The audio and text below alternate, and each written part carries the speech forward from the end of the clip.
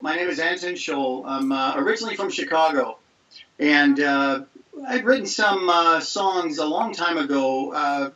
Was years ago with a band called Strychnine, and then I was in with a writer friend of mine named Arthur Landwehr, all from Chicago.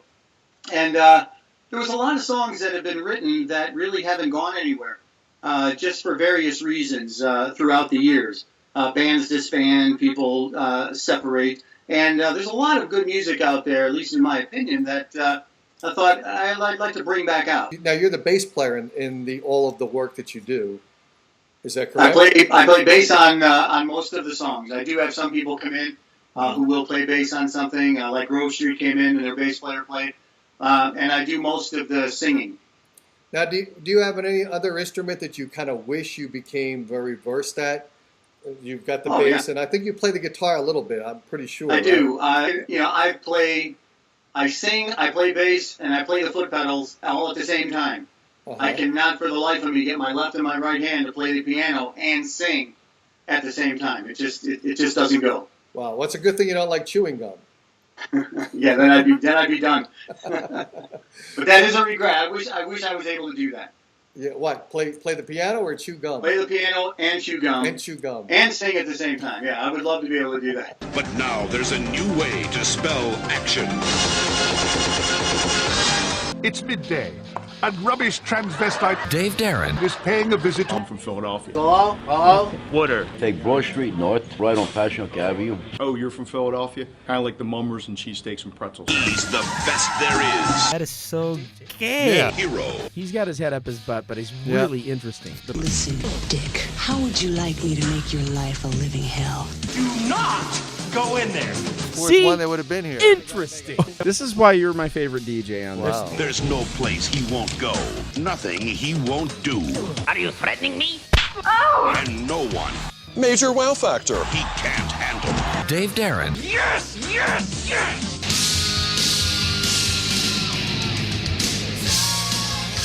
Welcome to the Dave Darin Show. I have Anton Scholl. How's it going? Very good. How are you? Good. So let me explain to my audience what you should not do when you're anyone that's in the public media. You should never, ever upgrade one piece of software and trust that the other is going to work. So I downloaded the brand new version of Skype, which I was forced to do by those guys. Everyone forces you to do these downloads, right? So I was told I got to do it before the end of the month. I upgraded that, and I used something called Call Recorder by some company. I forget the name of them. I didn't update that thinking that, okay, it's going to work, right? And here it goes. It didn't work. So I blew up the whole interview with you. So I got to thank you for coming on not once, but twice. That means you care about music. And you care about the guys that care about music, obviously, right? Which is really cool. Absolutely, yes. Thank you. My name is Anton Scholl. I'm originally from Chicago. And I'd written some songs a long time ago. Was years ago with a band called Strychnine. And then I was in with a writer friend of mine named Arthur Landwehr, all from Chicago. And there was a lot of songs that have been written that really haven't gone anywhere, just for various reasons throughout the years. Bands disband, people separate. And there's a lot of good music out there, at least in my opinion, that I thought I'd like to bring back out. You know, I've done the cover bands, I've done the tribute bands.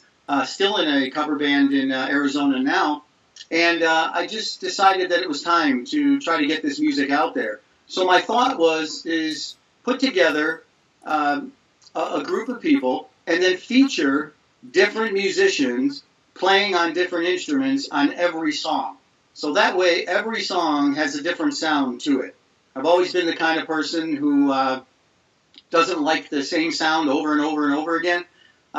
So if you play 6 of my songs, they will sound completely different. Even though I may be the vocalist on it or I may be playing bass on it, but I'll feature a different guitar player, feature a different drummer, feature a different singer on my songs. So it really makes a big difference in the sound of every song.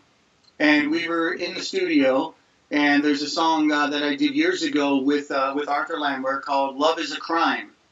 And I decided I want to get this one back out again. So I got the people who are kind of it's called Anton Scholl and Friends, And the two friends that really have been with me since the very beginning of doing this project is Greg Davis and Rick Aldred. And they are pretty much been the mainstay throughout the whole thing, helping me with everything, doing the videos. We set up our own Pro Tools recording studio. So we do everything on our own. And that's certainly a big learning experience. But this next song that's coming out is going to be a little harder, a little heavier than the rest of the stuff that we're doing. But I'm real excited to try to get it out there within the next month. Does that make a risk in the fact that people that really dig your sound, that they got used to in two tracks that might be similar, now you're introducing them to something completely or sizably different that might throw off their interest a little bit? What do you think about that? It can, but the people who at least I have spoken to, kind of done market research with, they like the diversity of it. You know, you're not going to hear straight blues, or you're not going to hear straight love song, or you're not going to hear a straight heavy metal or rock song. It's going to be a change. So they do like that. They've enjoyed it so far, and hopefully that'll continue with more songs that we put out. Yep. Now, you did mention that you're going and you're doing some, maybe, I don't know if you want to call it flashbacks to earlier writing material that you had done several years ago. Now, what holds that up? I know that, you know, as bands are together, bands separate, one guy goes away, another guy goes away, you go your separate directions, and then there may be a confusion of who owns that material.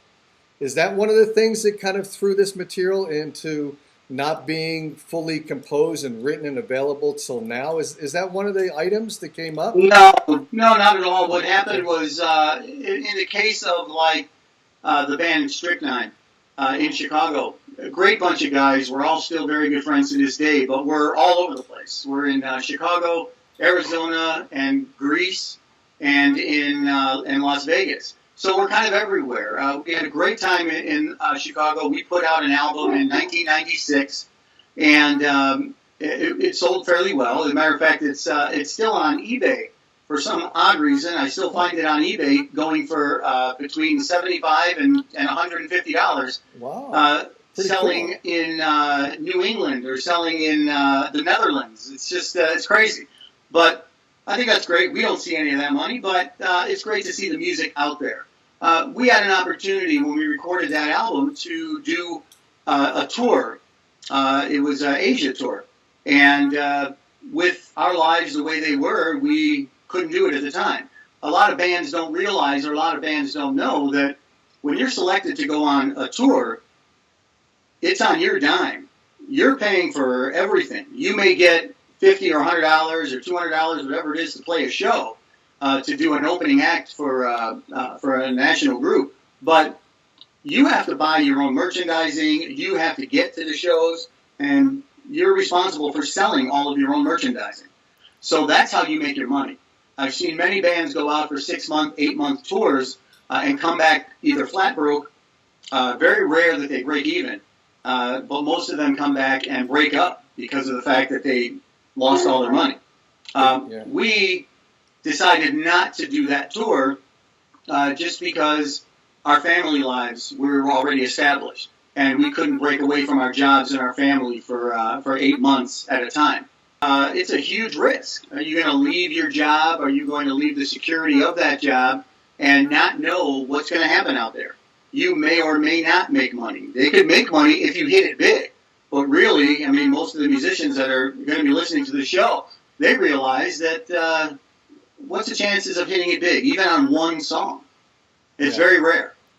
So we decided that we would put this album out, and it went very well. And now it's a collector's item. So I think that's great. But we're all still very good friends. But we have a lot of material that hasn't been recorded yet. Mm-hmm. What would have happened if this had happened in your earlier 20s? Maybe you were, I don't know what age you were when you got married, but if you were in your early 20s, still a single guy, very much early in your career where you weren't really looking for 5-7 years in a company, which typically doesn't happen nowadays anyway. But at the age of 22, do you think you guys would have been more out there to take that risk? Now, you could still come back broke. And in your 20s, early 20s, coming back broke is not a good scenario either. But exactly what we said. Yes, we would have jumped at it. Oh, you we would would have given up everything. As a musician, the dream is to go on tour. It's one of the things that everybody says they regret doing. I don't regret doing it, but I would love to do it. Even to this day, to go out of the country or even just go on a multi-city tour, which we've really never done. We did surrounding states, things like that. But I would love to take that opportunity. And I think the rest of the guys in the band, when we talked about it back then, it was, if we were 20, 21 years old, we'd have jumped on it in a second. How about if they came back to you at the age of 60, and I have no idea how old you are, and I'm not going to ask, but you got to be the age of 60. Would you take the shot again? Because now there's no pressure. So would you do that? Absolutely. Absolutely. There we go. In a second, yes. Cool. That's very cool. So I'll tell you what, let's play a piece of your music now. I know I've got a couple tracks here that I downloaded off your YouTube, and the ones that have video and motion behind them are Friends Till the End. Should we start with that one? Is that a good one to start with? Yeah. Let me give you a quick background on Friends Till the End. Okay. There was a group out here, Arthur Langmuir and I wrote that song. And there's a group of musicians out here in a band called Grove Street. And I listened to their music. They put out a CD. It was a great CD. And I just love their style. So I had redone the song with Grove Street, featuring them on this particular song. And then we put it on iTunes. It's on iTunes now. It is available. The video, of course, is on YouTube. But Grove Street was great in helping me put this together. And Friends Till the End is the second release that we put out. And Grove Street did a great job on it. If anyone can hear me crying, Daniel is my name. Be careful what you say about me. Jason's not so tame. And if you hurt me, understand that Brian feels my pain. And yes, Bobby runs away. His fear protects me every day.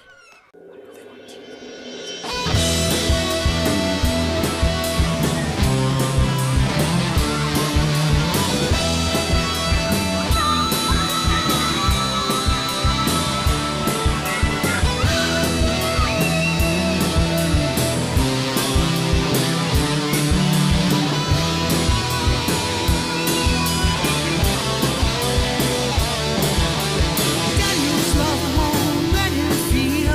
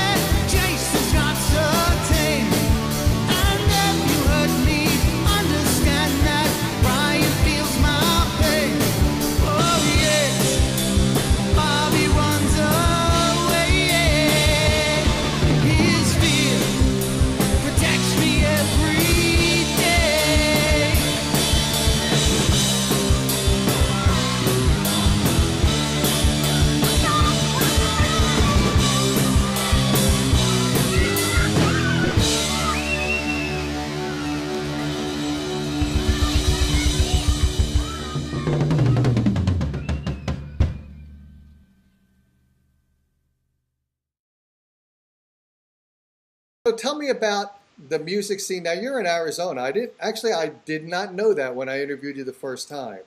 Oh, okay. Shockingly, I do enough research to figure out who people are. Somehow or another, I must have missed the Arizona thing. Maybe because I was in all these hostile battles with all the people in Arizona. Did you follow that at all my hostility?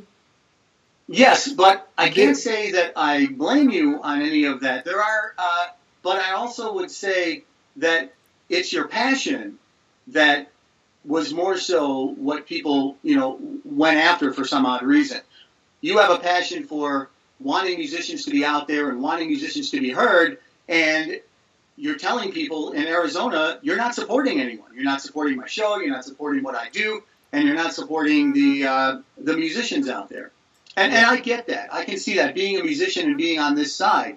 But it's also difficult now in this day and age, certainly especially with media the way it is.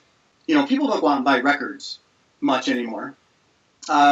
People don't even download your 99-cent song anymore. Yeah. That becomes very difficult to get people to do that. So it's a very, very tense situation when people come out to see you play, and they spend their hard-earned money to come out and see you, and the results of your records don't show. Yeah. Because you think they support you, but they're just out there to have a good time. I don't necessarily blame them for that. I think as long as they listen to my music, I'm not looking at getting rich at it. I know it's not going to happen. And I think the other musicians out there who try to put songs out realize it's going to cost money for that. But I can't really blame the fans out there too much. Just because I know they have lives and I know they have other things to do, and I don't expect them to drop what they're doing and put their hard-earned money down on supporting me. But again, I understand your view of it. Yeah. Now, this is the reason I pick on Arizona, is because Arizona, from me being on the East Coast, I understand how complicated Arizona is. Now, by the way, when I talk about Arizona, I critique Arizona. Maybe people don't get the fact that I believe it's not great any place, or at least any place in the country.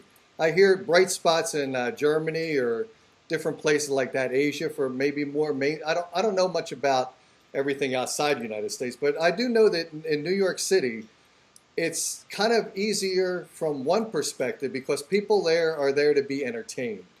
That's their whole. A lot of people go to New York to be entertained, whether it's the food, whether it's the shopping, whether it's the music, whether it's Broadway. They are there to be entertained. Within a 3-mile radius, you can literally walk, and it's better to walk, by the way, to 8 venues and hear music coming from the inside to the outside street and be attracted to go in. Plus the fact that since they're close to a lot of other big cities, they get the big city guys in Philadelphia get to travel in New York, so there's brand new faces in New York. So the reason I shout out Arizona is because you've got to work harder than New York City does, because the new faces are less, because the distance of big cities from Los Angeles or LA or Vegas, it's harder for them to travel in town because of the 6-hour travel distance. So I shout out the bands for, number one, not supporting each other, mostly not supporting across genres. I see that almost like a war. I see the venues not supporting each other in a common scene. I blame the radio personalities for kissing ass to corporate radio for $28,000 to $34,000 and not being the radio personalities that they were in the 70s and the 80s. So they've given up and surrendered. And the whole thing is just a fiasco. And I don't know how to turn it around. But when I talk too gently to people, I get no following. When I get hostile, I get their anger, and maybe I get a little bit of their attention. So that's why I do it. But someone's got to wake up out there and really protract you guys, because the music is good. There is good music in Arizona, including yourself. There are a lot of good bands, a lot of great music. But it's just it's almost like a give-up attitude that we're not going to sell anything. And it's funny, and then I'm going to let you talk instead of me talking and giving a lecture here. But recently I had on some legends from a long time ago. I had Les Dudek on. I don't know if you know who he is. He played in Ramblin' Man remember that track, right? He was the slide guitar in Ramblin' Man. And I asked him, I said, how come there's not a whole lot of brand music from you legends of rock? And he said the same thing you just said. To make money and sell that product is something that would frustrate the hell out of me, so I don't do it. But on the other hand, these legends have to speak up, pass the baton, and try to be the guys that carry you guys to that next level. So I don't like the fact that they've given up either. And it's tricky I know with the free SoundCloud and Reverb Nation, that everyone is hoping if they bombard all of their material out there is going to be that one guy that's going to make them rock stars. So they just think it's a numbers game. They just keep perpetuating that cycle of free material, skewing the supply and demand curve so that the music can't be sold. And as soon as a fan digs you guys, and then they see, okay, you guys are selling the music, those true fans are not true fans. They'll go to someone else and buy the free music, which is not buying, it's free. So what do you feel about, is that true? Is all that true? Is it a fantasy I've got, an unreality I've got, or it's true, right? Well, the truth is it's all money. It's all about money. You have promoters out here who will tell you that they want to promote original music, but yet you need to sell tickets and make them money before you could play at their venues. Most bars out here in the area, whether it be Scottsdale, Phoenix, anywhere in the area, people want to come out to hear songs they're familiar with. So cover bands, tribute bands, they're making money. But to find a bar that will support original music, very, very few and far between.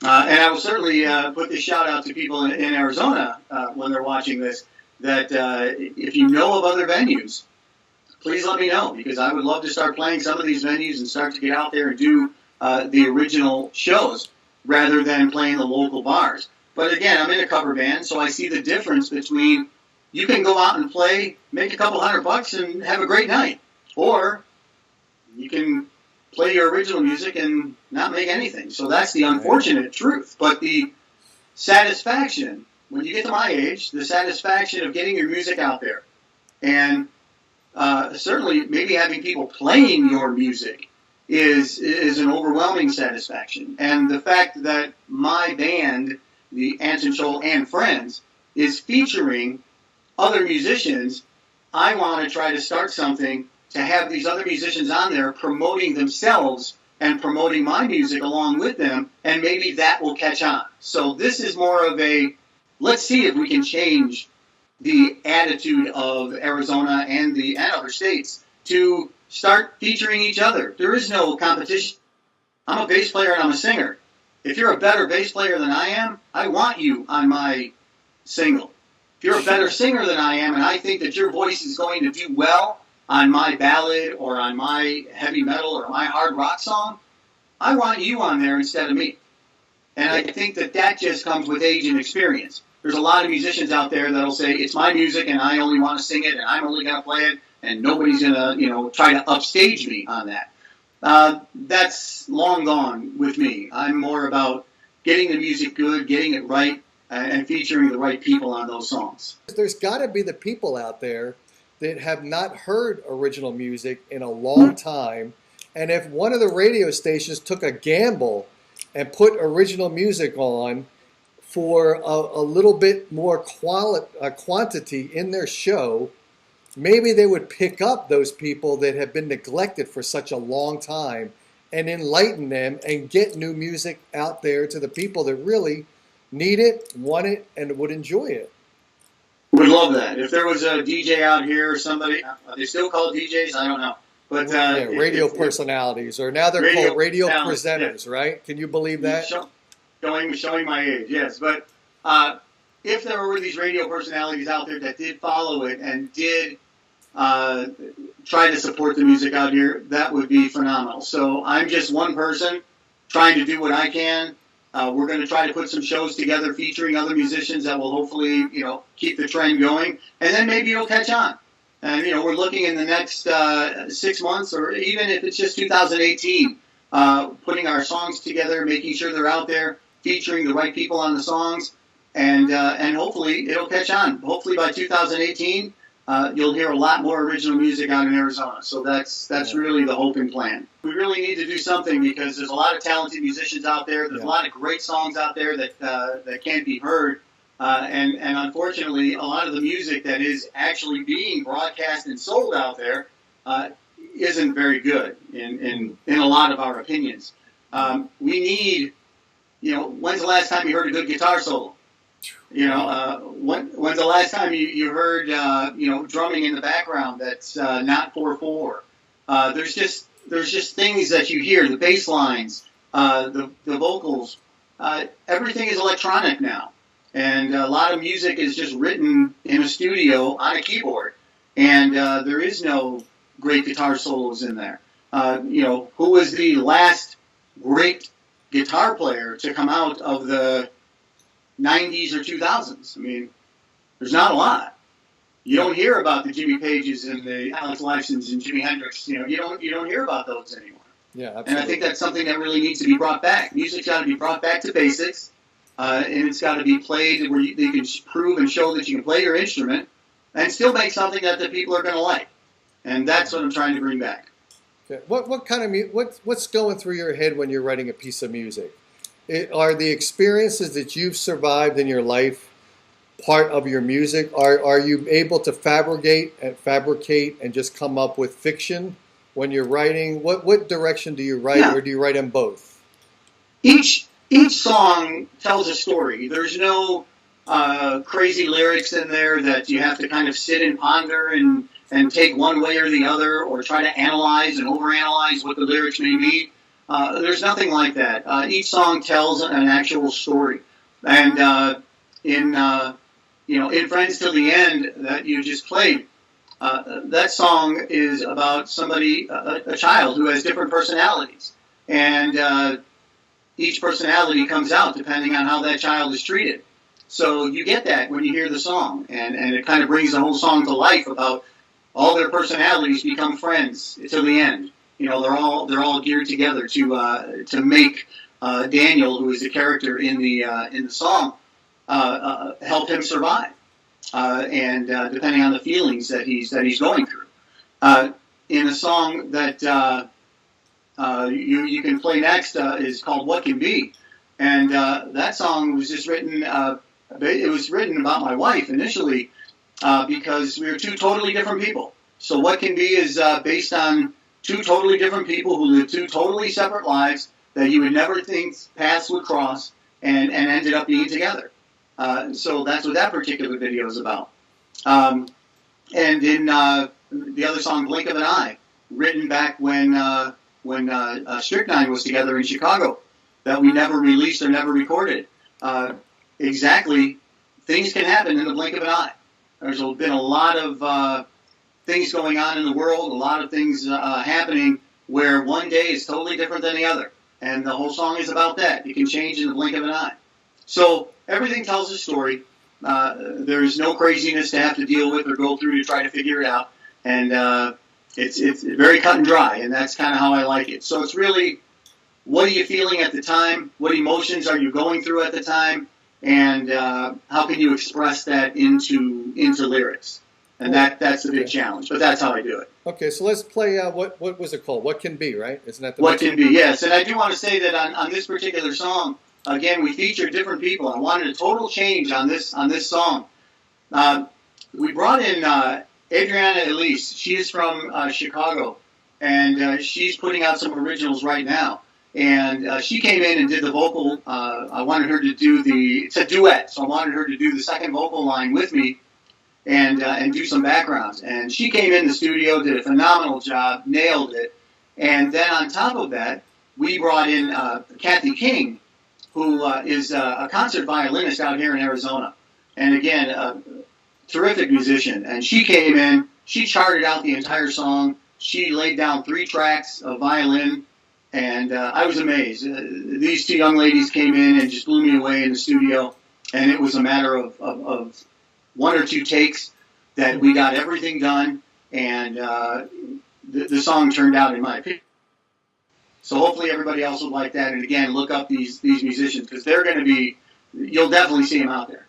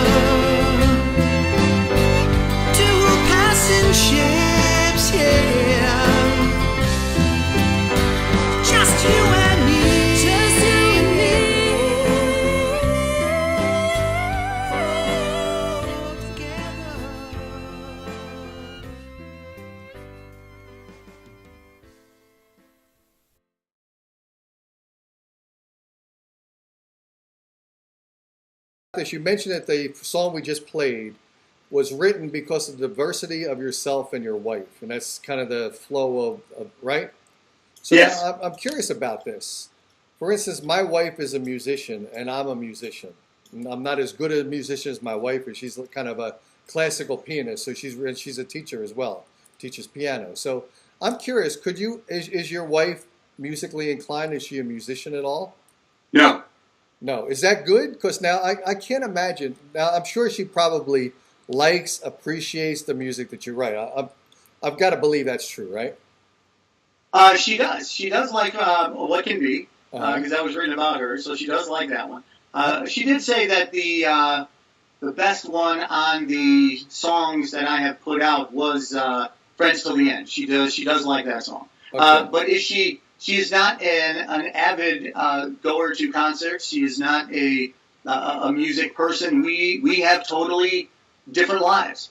And it was a very strange getting together with her because I didn't think I could approach her in any way, shape, or form. I mean, I was, I had hair like yours, and she was into designer clothes and very pretty woman, established in her own right, and I didn't think that I would have any kind of shot with her, and it just turned out that, being two totally different lives, we did attract. And one of the lines in the songs is do opposites attract.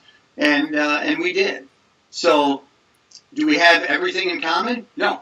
But I think that's what kind of keeps us together, is that we've been now married 18 years. Mm-hmm. And, we're still totally opposite people, but we're still together. I think that's really what it's all about. You love somebody, you support them in what they do, and the longevity will be there. Now, you're the bass player in all of the work that you do. Is that correct? I play bass on most of the songs. I do have some people come in who will play bass on something, like Grove Street came in and their bass player played. And I do most of the singing. Now, do you have any other instrument that you kind of wish you became very versed at? You've got the bass, and I think you play the guitar a little bit, I'm pretty sure. I do. I play the guitar, I play the bass. The one instrument that I would love to have been able to master is the keyboard. I cannot play the piano or a keyboard to save my life. I can mess around on the keys, and I play foot pedals sometimes, but I honestly don't know what I'm doing very well. I'm just hitting an A when I hit an A or a B when I hit a B, and that's it. I sing, I play bass, and I play the foot pedals all at the same time. I cannot for the life of me get my left and my right hand to play the piano and sing at the same time. It just doesn't go. Wow, what's a good thing you don't like chewing gum? Yeah, then I'd be done. But that is a regret. I wish I was able to do that. Yeah, what? Play the piano or chew gum? Play the piano and chew gum. And chew gum. And sing at the same time. Yeah, I would love to be able to do that. So how about some inspirations for you throughout the years? I've heard all of your music. I've played it all back, and I've listened to it. I watched the videos. Inspirations from you, from whether they're way back. Well, give me someone that's kind of like in the earlier career and more recent. Everything dates to the, I hate to say the old style of music, but, kind of back when music was music. And I'm talking about the days of Led Zeppelin, the days of Rush. Those are the main bands. The bands I used to listen to besides Led Zeppelin and Rush was The Who and Aerosmith. And I thought these were bands that were raw. You saw them live, and the songs didn't sound the same live. Led Zeppelin would jam, although I never got to see Led Zeppelin live. I had those tickets in Chicago in 1980 when Bonham passed away, but was never able to go. But it was their live shows. I have a lot of their live music, a huge collector of live music. And they would play 4-hour shows. Each song is different from night to night. The recorded versions sound different than the live versions, and I think that's a great thing. And that was a big inspiration to me as a vocalist. Robert Plant was always out there just doing his thing, and gelled with the guitar player quite often. So when him and Jimmy Page got together, it was phenomenal, and they can make some great music that again you don't hear nowadays. On the bass playing end of it, Geddy Lee from Rush, huge inspiration. John Paul Jones from Led Zeppelin, and of course John Entwistle from The Who have all been huge inspirations on how I like to play. I don't like the one note or two note bass playing. I do want to hear some melodic tones in the background. And live, I do a lot more of that versus what I get. Sometimes I get a little cautious when I'm in the studio because I'm really more focused on the other musicians, quite honestly, that I want to make a good product, so I'll play the bass safely. But then live, I'll get out there and play more. But those are the big inspirations. Sadly, there are no recent inspirations out there for me that I've seen. Yeah, yeah. I want there to be. That's why I'm featuring these other musicians. I want to meet other people that are going to inspire me to do more. What can we play next? You can play Blink of an Eye next. That would be great. That's another one.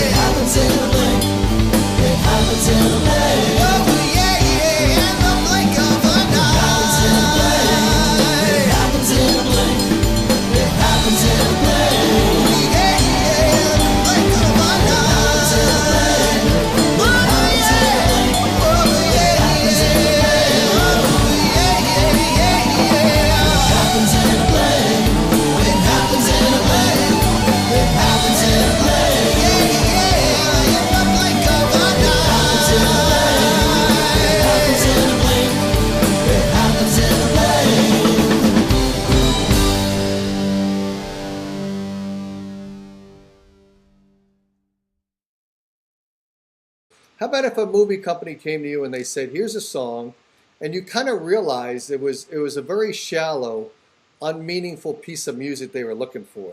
which is kind of contrary to the way you write. Now, I know you did say that you don't try to make things too complicated and make people overly think.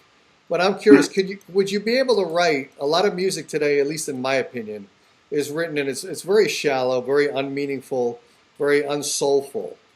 And I get that you're not kind of that type person. Would you kick that out, or would you say, okay, you know what, I'll do it. It'll be an interesting thing to see if I could write to that shallow perspective. Would you be willing to do it, or would that be kind of a sellout?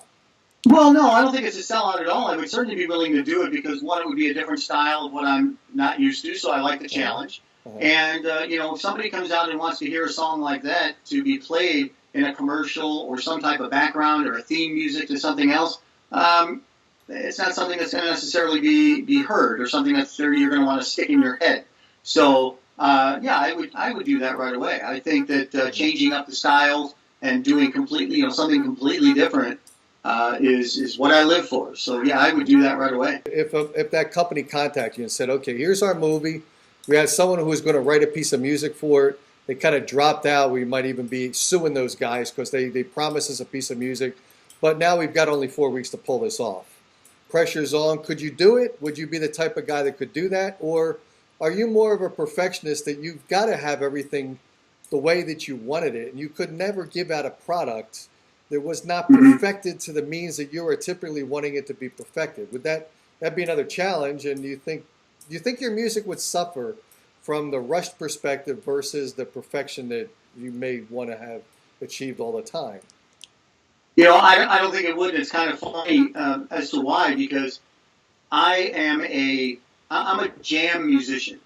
I like to go out there and play, and if I feel that things are going well, or people are dancing, or the song is kind of grooving and the guitar player's getting into it well, I'll direct the band to continue to play. So I like the jam. I would rather be on there making mistakes and jamming and having a great time versus being very syncopated and having to make sure that we play 18 bars, stop, move on to the chorus, So I would actually enjoy that challenge. I think the music doesn't suffer. I think the music really, when it's spontaneous like that and you have to produce something, you give me a movie to watch, a movie to listen to, with what they're saying in the music, in the words, and I can certainly write the music to it.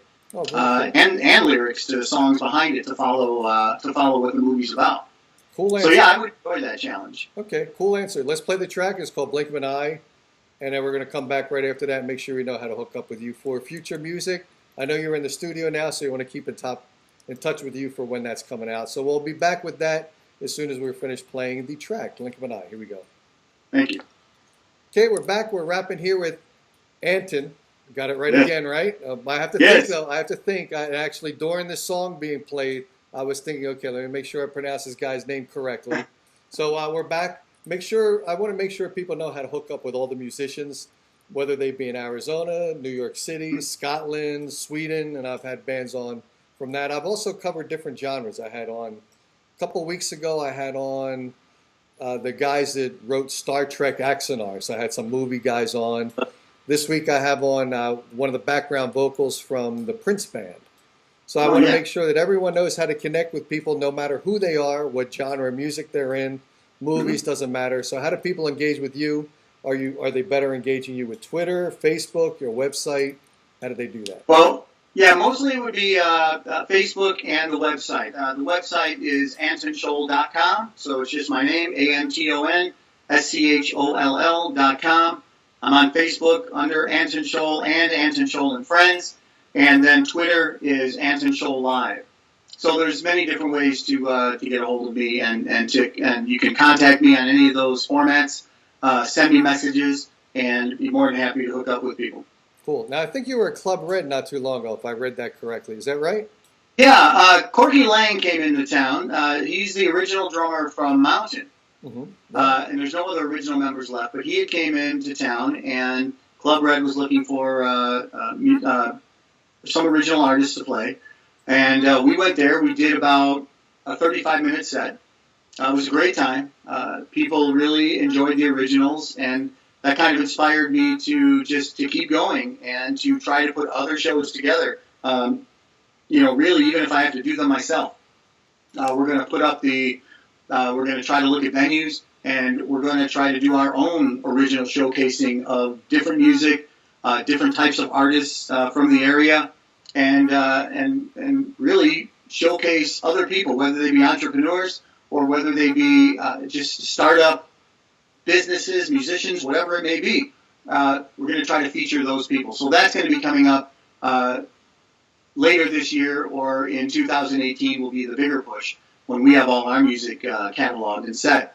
But I think that's what we want to make happen. Cool. So any musicians out there that do want to contact me and do want to be part of making the original music show in Arizona, would like to showcase these people and get them out there. And I think that we can, if we hook it up together, I think we can definitely get the original music back where it belongs. Well, that'd be very cool. And I hope you can connect with some radio personalities that might get out there and see you and at least support you at the venue. I know that a lot of the radio personalities can't put that music on the radio station, but at least make an effort to come out there and see you guys. I think that'd be a step in the right direction. I think that truly would be.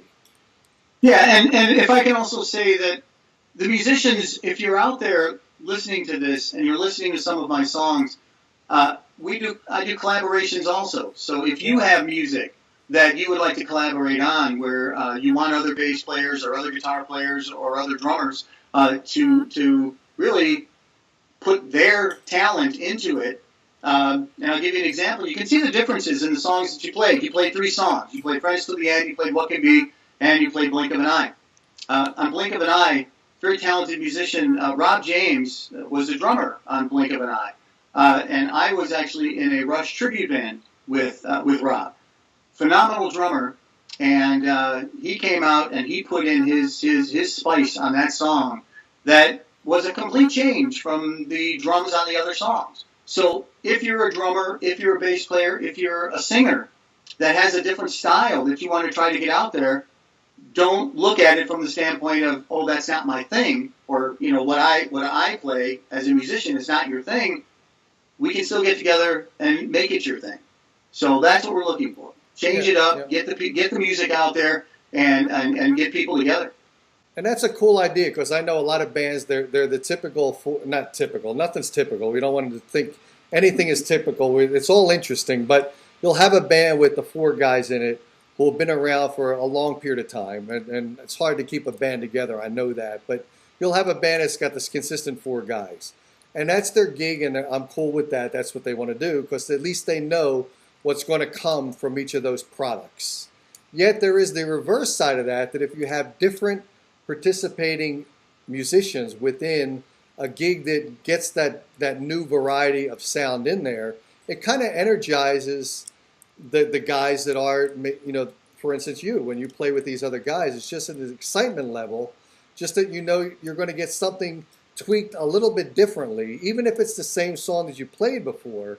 That little bit of newness makes it exciting to yourself, and of course the people listen to. You already talked about Zeppelin doing the live stuff where their sound is different even per performance. That's kind of exciting, right?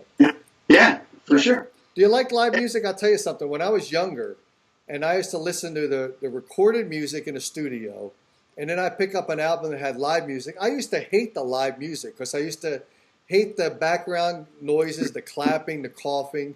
But then when I started listening to focusing out that and focusing in on the music, I actually really like the live recorded stuff a lot of times better than the pre-recorded in studio version. Oh, yeah. It's interesting. People change. Their taste I like the live because it's just raw, and we're all human. And, there's a time where you look at these superstars, you look at all these people up on stage, and you see them make a mistake. That's the funny part. Yeah. And I think that it just shows that they are human and that you're allowed to make mistakes. And it just also shows their creativity. When you make a mistake, where do you go? And when you do make that mistake, how do you recover from it? In the studio, it's easy. Live, not so much. Yeah. So absolutely. I think it's I love live music, and I have a lot of bootleg recordings. I have a lot of different recordings that I love to listen to from a lot of bands, and I think it's very interesting to see how they perform live. Really shows the true musicianship.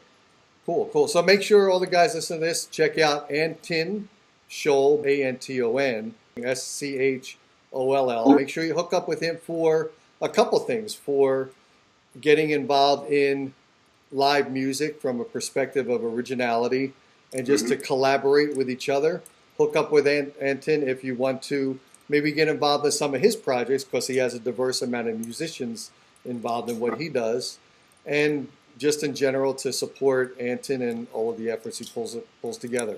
And support his music. Buy his music on iTunes, right?